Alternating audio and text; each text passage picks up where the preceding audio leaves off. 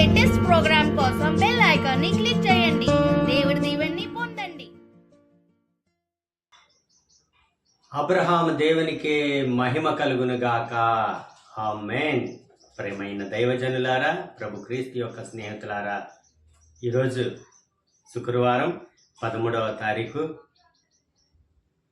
మార్చి నెల. యేసయ్య ఈరోజు మనందరితో మాట్లాడుతున్నారు. పునీత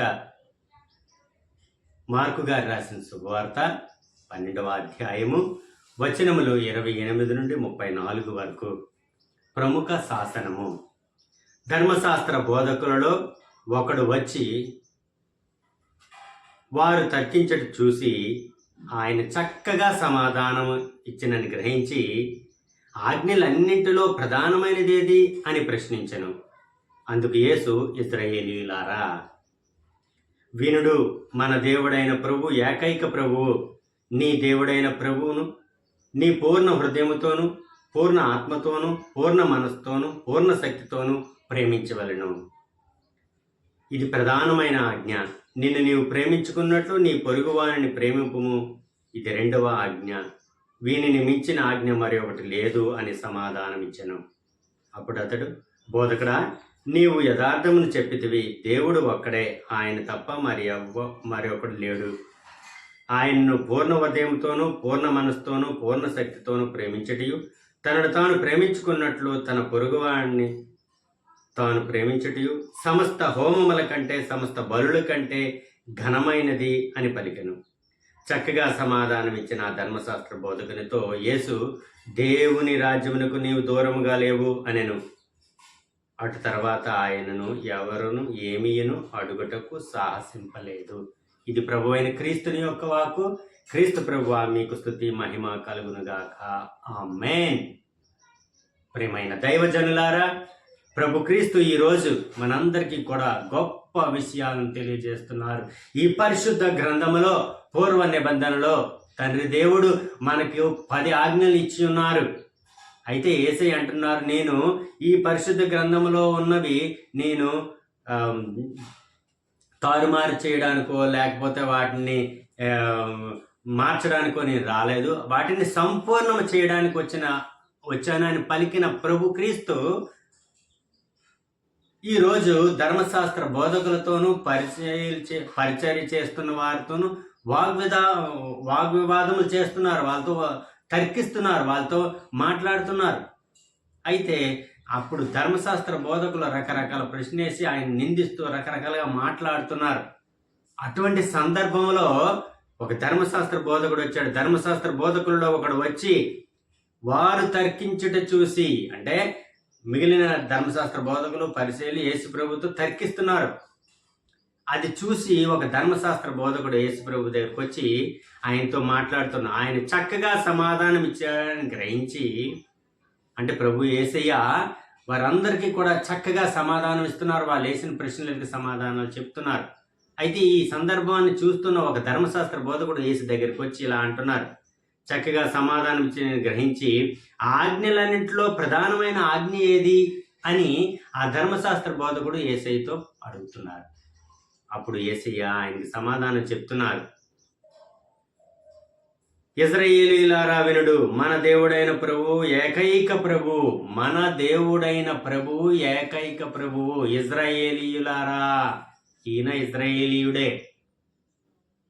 ఇశ్రాయేలీయులారా వినండి, మన దేవుడైన ప్రభువు ఏకైక ప్రభువు. ప్రైజ్ ద లార్డ్, హల్లెలూయా. గుర్తుపెట్టుకోండి, నీ దేవుడైన ప్రభువును నీవు పూర్ణ హృదయముతోను, పూర్ణ ఆత్మతోను, పూర్ణ మనస్సుతోను, పూర్ణ శక్తితోను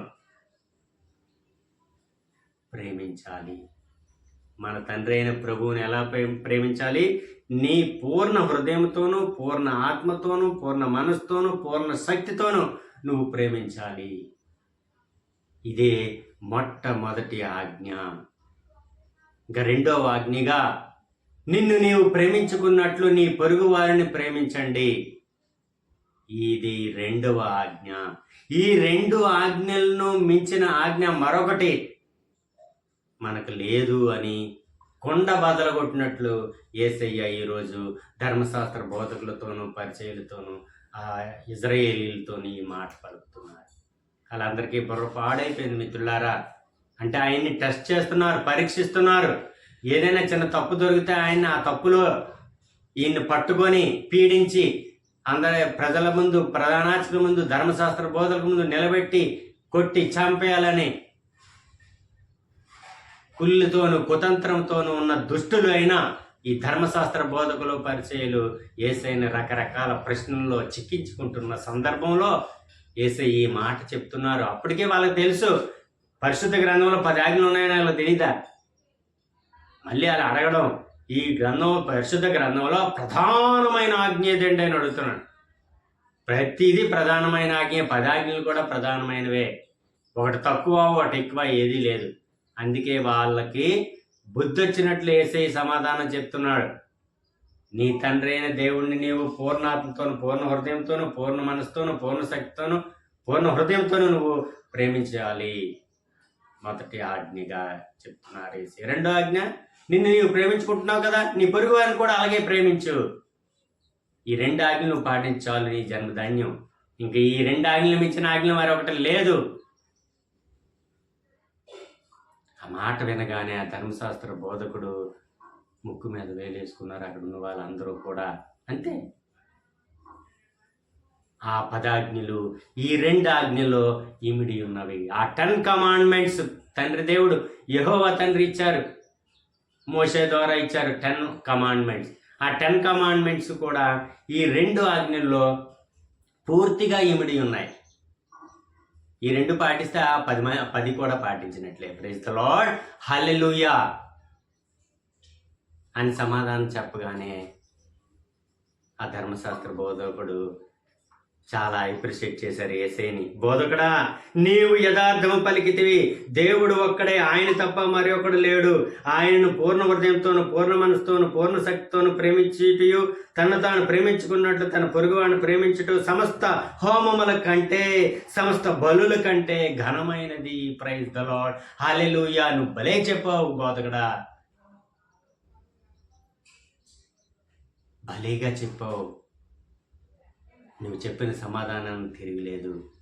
సమస్త హోమముల కంటే, సమస్త బలుల కంటే ఈ 2 ఆజ్ఞలు పాటిస్తే చాలు, నీ జన్మధన్యం. ప్రైజ్ ద లార్డ్, హల్లెలూయా అని పలికెను. చక్కగా సమాధానం ఇచ్చిన ఆ ధర్మశాస్త్ర బోధకునితో యేసయ్య పలుకుతున్నారు, దేవుని రాజ్యమునకు నీవు దూరముగా లేవు.